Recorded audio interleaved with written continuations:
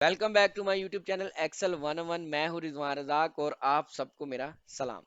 दोस्तों, आज की इस इंटरेस्टिंग वीडियो में हम बात करेंगे यूनिक फंक्शन के बारे में।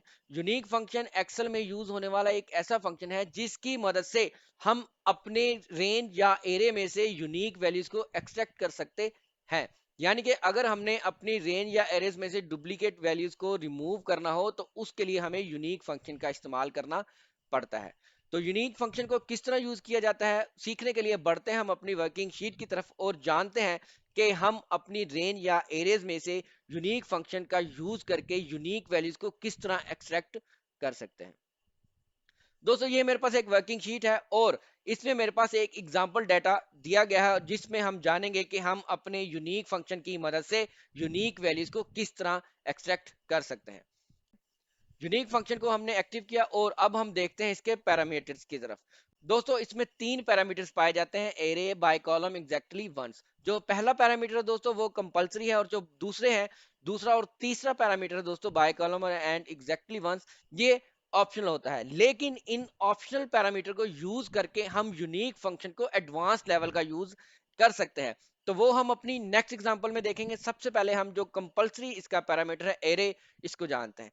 दोस्तों, एरे ये वो रेंज होती है जिसमें से हमने अपनी यूनिक वैल्यूज को एक्सट्रैक्ट करना होता है। तो हमने यूनिक फंक्शन को एक्टिव किया और हमने इधर एरे को जो है वो सिलेक्ट कर दिया, यानी कि हमने अपनी रेंज को जो है दोस्तों सिलेक्ट कर दिया। रेंज को सिलेक्ट करने के बाद हमने ब्रैकेट बंद की, एंटर प्रेस किया और हमारे पास दोस्तों एज ए रिजल्ट आ चुकी है यूनिक वैल्यूज। तो इसमें हमारी हेडिंग भी एक यूनिक वैल्यू है क्योंकि वो कोई डुप्लीकेट नहीं पाया जाता, तो इसलिए उसने हेडिंग को भी शामिल किया क्योंकि हमने रेंज को सिलेक्ट ही वहां से किया था। यूनिक फंक्शन हमेशा उस एरे को, उस रेंज को हमें एक्सट्रैक्ट करके देगा जिसको हम सिलेक्ट करेंगे। तो दोस्तों, ये यूनिक फंक्शन को मैंने अप्लाई किया और उसने हमें यूनिक वैल्यूज दे दी। अगर दोस्तों इधर ये जो एक अलीना नेम है, इस अलीना नेम की बजाय अगर हम इसका ब्लड ग्रुप चेंज कर दें, जो कि डुप्लीकेट आ रहा था, इधर हम ए बी पॉजिटिव की जगह ओ नेगेटिव कर दें, तो देखिए ये भी एक यूनिक वैल्यू बन जाएगी, यानी कि ये भी डुप्लीकेट के बगैर थी, तो इसने हमें यूनिक वैल्यू में आंसर उसका दे दिया। ठीक है दोस्तों, अब एक और हम एग्जांपल देखते हैं। यूनिक फंक्शन को मैंने एक्टिव किया और एरे में जस्ट इधर नेम्स की एरे को सिलेक्ट कर दिया, तो उसने हमें जस्ट एक ही कॉलम का आंसर यूनिक वैल्यूज निकाल के दे दी। और अगर मैं इधर से रेंज चेंज कर देता हूं यूनिक फंक्शन में, अगर मैं ने हेडिंग को छोड़ देता हूं और जस्ट इधर से मैं अप्लाई करता हूं, तो दोस्तों ये देखिए हमारे पास इस तरह आंसर आ जाएगा। जितनी रेंज, जितना एरे आप सिलेक्ट करेंगे, रिटर्न हमें उसी में से आएगा।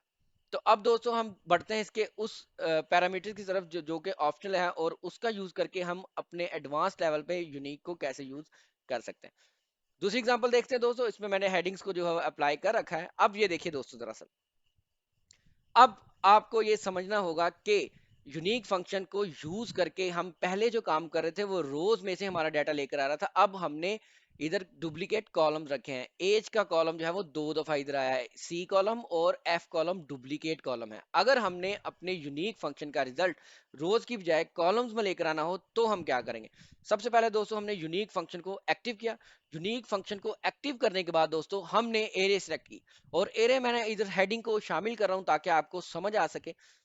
इसमें मैंने पूरी एरे को सिलेक्ट किया और उसके बाद मैं अपने दूसरे पैरामीटर की तरफ गया।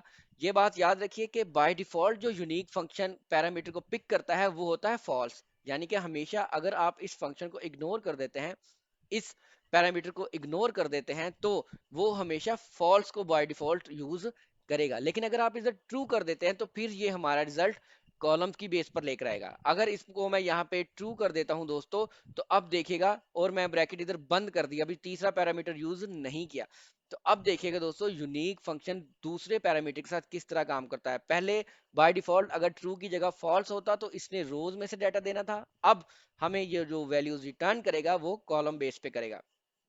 तो जैसे कि हमारे पास अभी कॉलम, मैंने ऊपर 5 कॉलम जो है वो सिलेक्ट कर रखे हैं, 5 कॉलम जो है वो मैंने सिलेक्ट किए हैं, उसमें से अब जो यूनिक कॉलम हो गए उसका आंसर हमें दे देगा। तो देखिए दोस्तों कैसे आंसर आता है। एंटर प्रेस किया,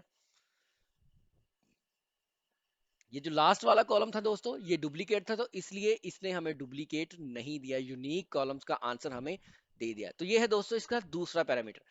अब हम इसके तीसरे पैरामीटर को देखते हैं दोस्तों। तीसरा पैरामीटर क्यों यूज किया जाता है। यूनिक फंक्शन को हमने एक्टिव किया दोस्तों और हमने दोस्तों इसमें रेंज को सिलेक्ट किया, यानी कि एरे को सिलेक्ट किया हमने इसमें। और अगर हम दूसरा पैरामीटर सीख चुके हैं, अगर हमने इसको शामिल नहीं करना तो हम इसको एक दफा कोमा फिर लगा देंगे और हम तीसरे पैरामीटर की तरफ बढ़ जाएंगे। अब हम इसमें देखेंगे कि एग्जैक्टली वंस क्या है। एग्जैक्टली वंस में जो अगर हम ट्रू को अप्लाई करते हैं तो फिर क्या होगा, return item that appear exactly once, कि वो आइटम्स हमें ला के देगा, वो आइटम्स की वैल्यू हमें रिटर्न करेगा जो कि इस पूरे डाटा में, पूरी रेंज में, जो हमारी सिलेक्टेड रेंज है, एरे है, उसमें से उसमें एक दफा आया है। हम फॉल्स करते हैं जो कि by default unique function use करता है, उससे क्या होता है कि रिटर्न एवरी डिस्टिंक्ट आइटम, यानी कि हर वो वैल्यूज लेकर आएगा जिसका डुप्लीकेट पाया जाता हो, जो कि एक से ज्यादा दफा इस शीट में आई हो। तो अगर हमें ट्रू करना है तो फिर हमारा आंसर क्या होगा दोस्तों, फिर ये वो वैल्यूज आ जाएंगी जो इस पूरी शीट में सिर्फ एक ही दफा आई हैं। अब जैसे कि मैंने इधर ट्रू को अप्लाई किया, ब्रैकेट बंद की, तो हमारे पास ये देखिएगा हेडिंग भी एक ही दफा लिखी गई है, तो हेडिंग भी एक ही दफा आई। उसके बाद मुबशिर, कामरान और सादिया, ये एक ही दफा लिखे गए थे, एक ही दफा इनकी वैल्यू मौजूद थी, तो हमें उसका एक ही दफा का आंसर आ गया।